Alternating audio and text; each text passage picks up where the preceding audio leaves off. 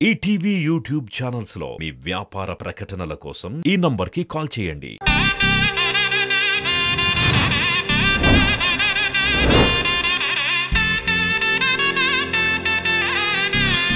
శ్రీవల్లి అల్లుడు గారు వద్దు, వెనక్కి చేయండి. ఇంకొక చెక్ రాసుకోవచ్చు. రండి.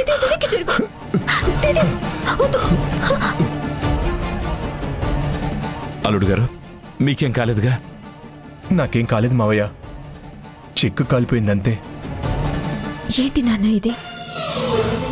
దేవుడి దగ్గర పెట్టిన చెక్కు కాలిపోవడం ఏంటి? అదే నాకు అర్థం కావట్లేదమ్మా. ఒకవేళ మీరు మాకు డబ్బు ఇవ్వటం అనేది దేవుడు అంగీకరించట్లేదా? అందుకే ఇలా జరిగిందా? అలా అంటావేంటి శ్రీవల్లి? త్రిదేవ్ చెయ్యి పొరపాటున దీపం కొందు తగలడం వల్ల ఆ చెక్ కాలిపోయింది. దీనికి దేవుడికి ముడి పెడతావేంటి? అవును శ్రీవల్లి, నా పొరపాటు వల్లే చెక్కు కాలిపోయింది. నేను కేర్ఫుల్గా ఉండాల్సిందే. సర్లే, జరిగింది పొరపాటునే కదా, కావాలని కాదు కదా. వదిలే, ఫీల్ అవ్వకు. కావాలంటే మావయ్య గారు ఇంకో చెక్ రాసిస్తారులే. వద్దు నాన్న, మనం చేసే ప్రతి పని మీద ఆ దేవుడి ప్రభావం ఉంటుందంటారు. శివుడాజ్ఞ లేనిదే చీమైనా కుట్టదనే సామెత కూడా ఉంది కదా. నాకెందుకో ఇది అశుభం అనిపిస్తుంది నాన్న.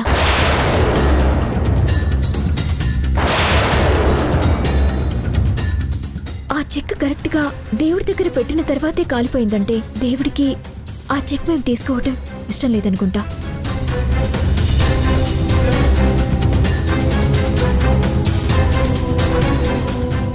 అదే స్వామి నిర్ణయంగా నాకు అనిపిస్తోంది నాన్న. ఆయన మనల్ని హెచ్చరిస్తున్నట్టున్నాడు. నాకు కూడా కొంచెం అలాగే అనిపిస్తోందమ్మా.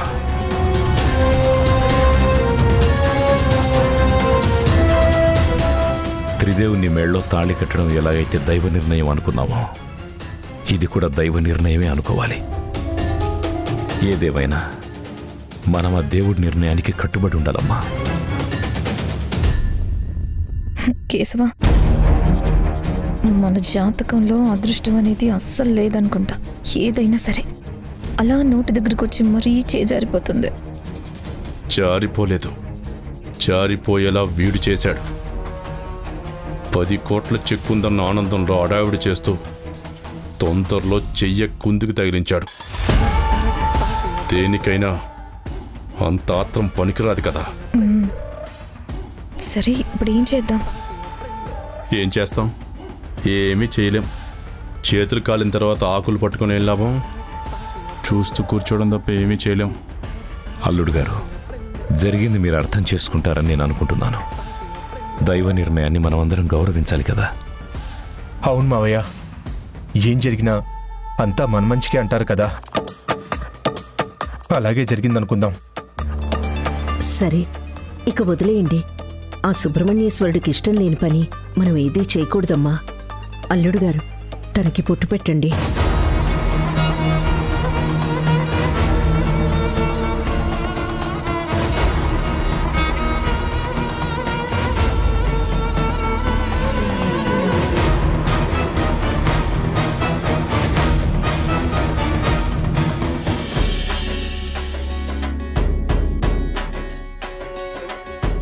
ఏ బాబు, అది అక్కడ కాదమ్మా, ఇక్కడ పెట్టాలి.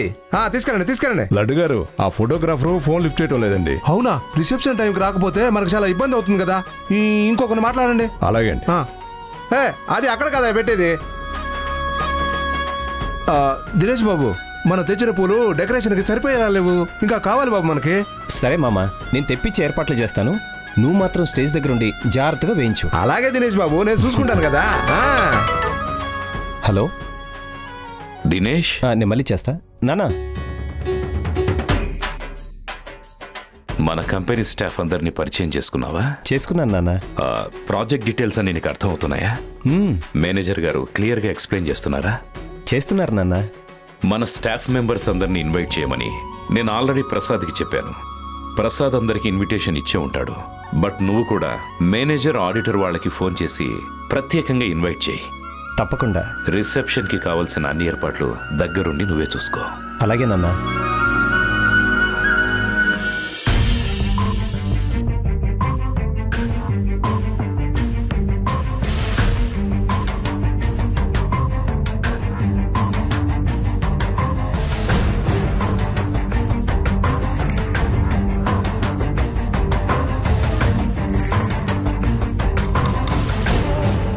సీత,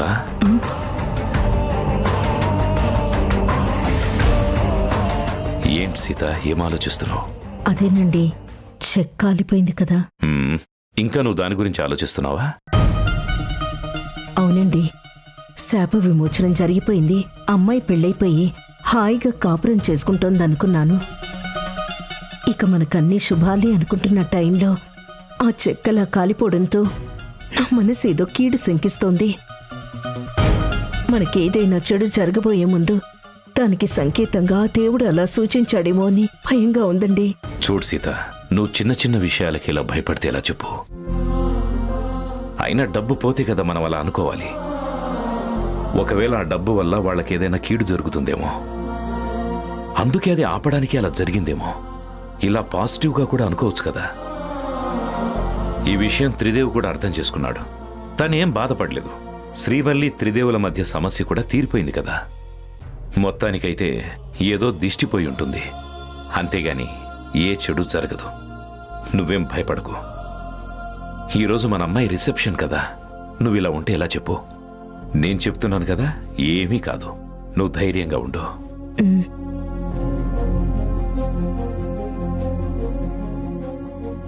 మంగళ ఎక్కడుంది? పూలు పెట్టుకుంటుంది అనుకుంటే ఎక్కడా కనిపించటం లేదు. అరే, ఆర్తి అక్క తల్లోనూ పువ్వులు లేవు. అక్క పువ్వులు పెట్టుకుంటుందేమో అడుగుదాం. అక్క, ఏమన్నావు? అక్కనా? నీ కంటికి నేను అంత ఏజ్డ్గా కనిపిస్తున్నానా? నువ్వు నాకంటే పెద్దదానిలా ఉన్నావు. నువ్వు నన్ను అక్క అని పిలుస్తావేంటి? ఇలా పిలిచి నన్ను ఎగతాళి చేయాలనుకుంటున్నావా? అయ్యో, అది కాదండి. మీరింటికి పెద్ద కోడలు కదా అని ఆ గౌరవంతోనే అలా పిలిచాను. మీరు చూపించే గౌరవాలు నిన్న చూశాం కదా, మళ్ళీ ఎందుకులేండి. ఎవరో బయటి వాళ్ళకి సారీలు చెప్పించినప్పుడు ఈ పెద్దరికాలు గౌరవాలు గుర్తుకు రాలేదా? పిలుపుల్లో చూపిస్తున్నారు. వాళ్ళు మంచి వాళ్ళని చూసే వాళ్ళందరూ అనుకోవాలి కదా కేశవ, అందుకే అలా ప్రవర్తిస్తున్నారు. వీళ్లతో మనకెందుకులే ఆర్తి. మళ్ళీ ఆ శ్రీవల్లి చూసిందనుకో, అక్క అని పిలిచినప్పుడు ఎందుకు గొడవ పడ్డావని నీతో కూడా ఈవిడికి సారీ చెప్పిస్తుంది. వెళ్దాం పద.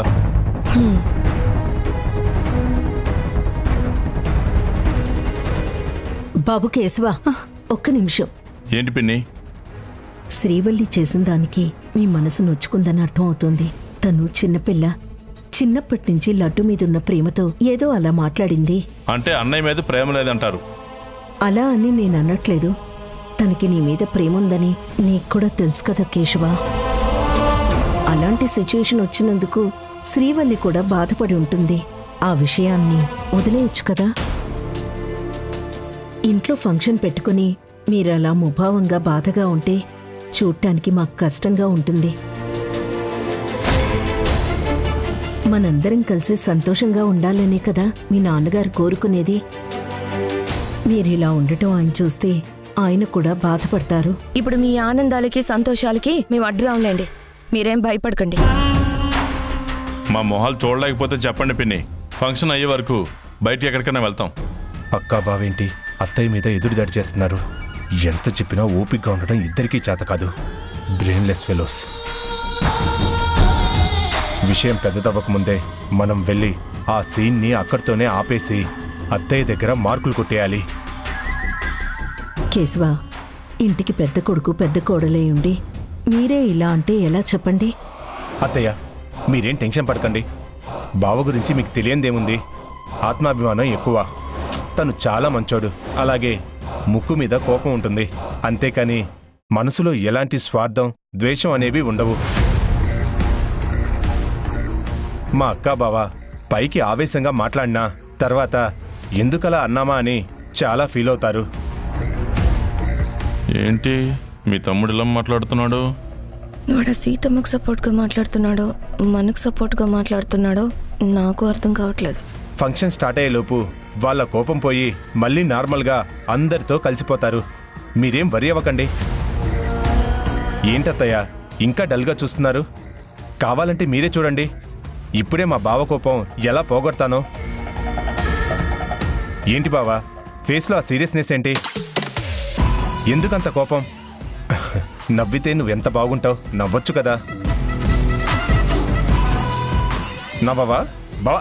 నవ్వు బావా, నవ్వు నవ్వు బావా. ఏంటి వీడు? చూసారా అత్తయ్య మా బావ కోపం ఎలా పోగొట్టానో? బావ వాళ్ళు నార్మల్ అయిపోయారు. మీరు వెళ్ళి రిసెప్షన్ పనులు చూసుకోండి ఆంటీ. అలాగే బాబు.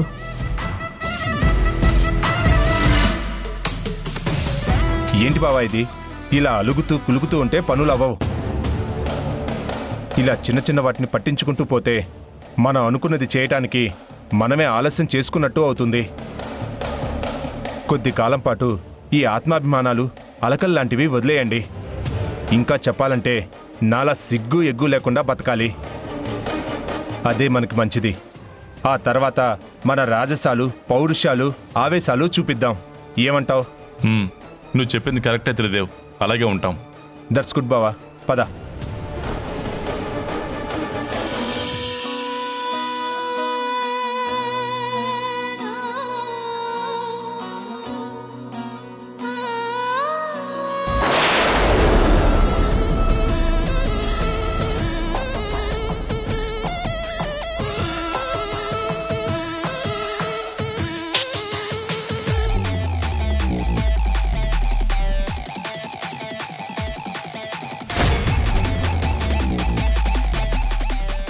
ఏంటి మళ్ళీ గ్రీన్ శారీ కట్టుకుంది?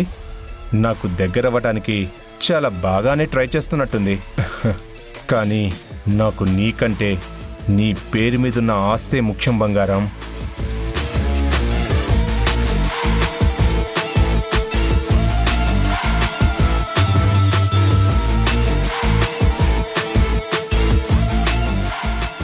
ఏంటి అలా చూస్తున్నావు?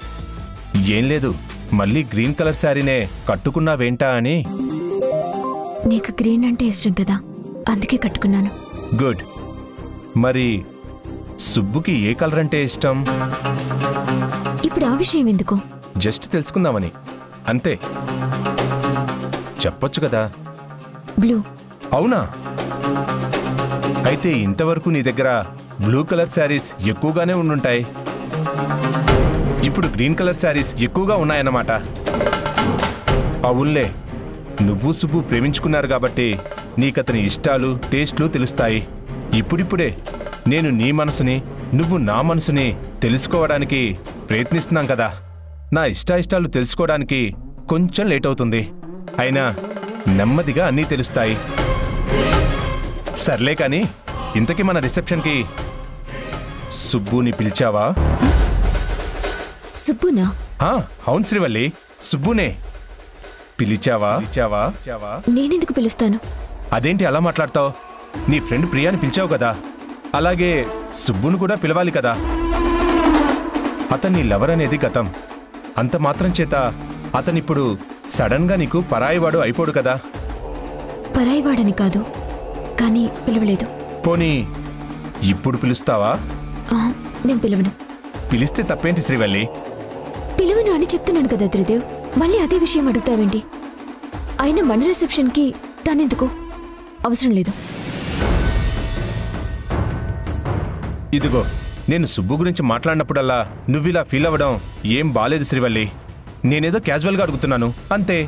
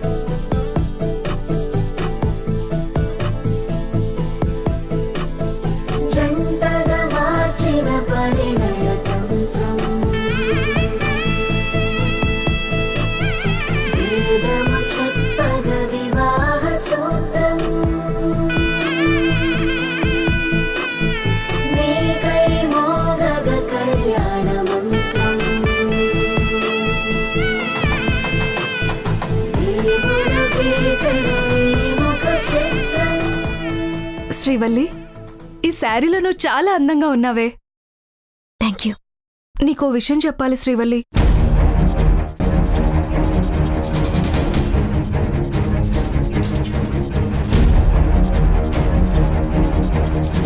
మనం రిసెప్షన్ అయ్యాక మాట్లాడుకుందాం ప్రియా.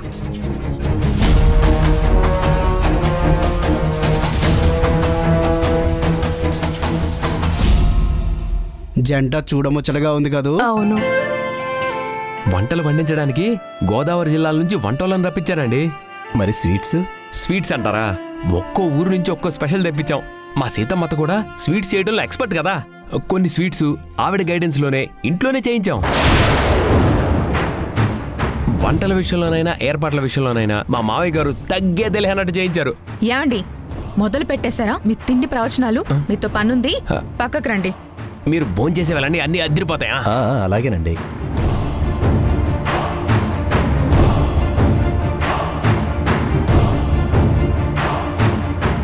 ఏంటి కేశవా, కాక్టైల్ పార్టీ లాంటిది అరేంజ్ చేయలేదా? నీకు తెలియనట్టు అలా అడుగుతావేంటి? అలాంటివి మా నాన్న పెట్టడు కదా. ఏమో, ఆఫీస్ స్టాఫ్ అందరూ వస్తున్నారు కదా, డ్రింక్స్ ఏమైనా అరేంజ్ చేస్తారా అనుకున్నాను.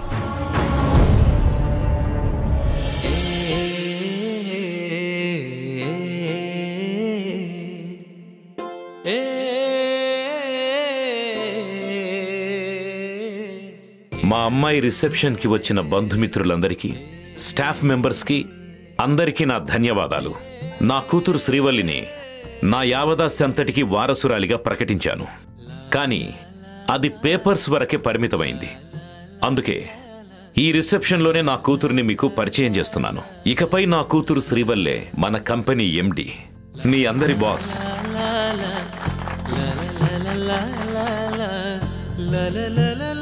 ఇతను త్రిదేవ్, మా అల్లుడు.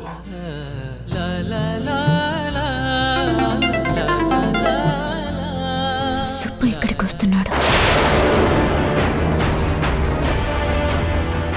తనని ఎలాగైనా ఆపు, రావద్దని చెప్పు.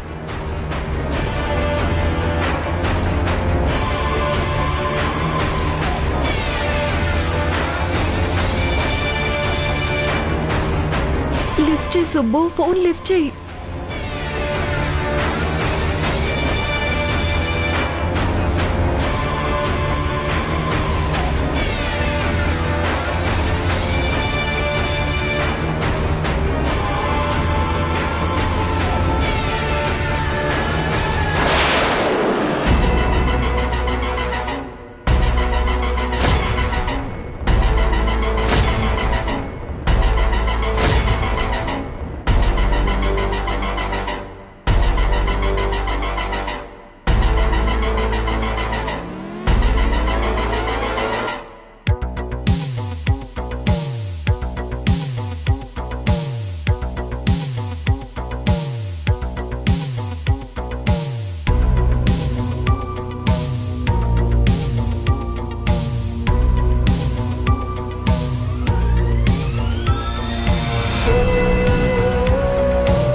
Subbu, come on.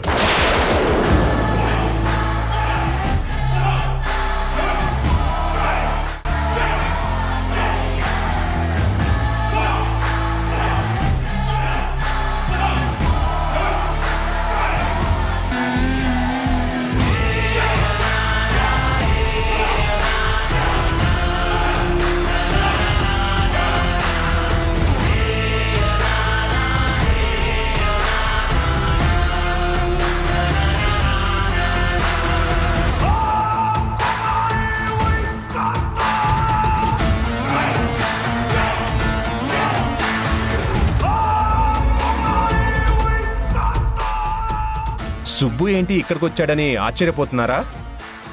ఎవ్వరూ ఆశ్చర్యపోనవసరం లేదు. తనని రిసెప్షన్కి రమ్మని ఆహ్వానించింది నేనే.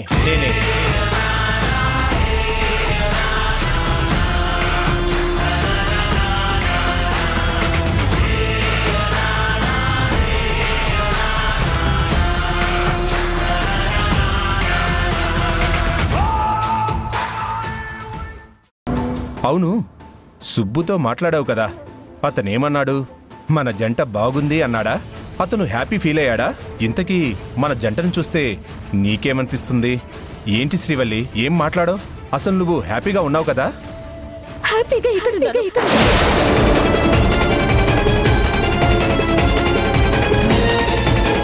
నన్ను హ్యాపీగా ఇక్కడ ఉండనిస్తున్నావు నువ్వు.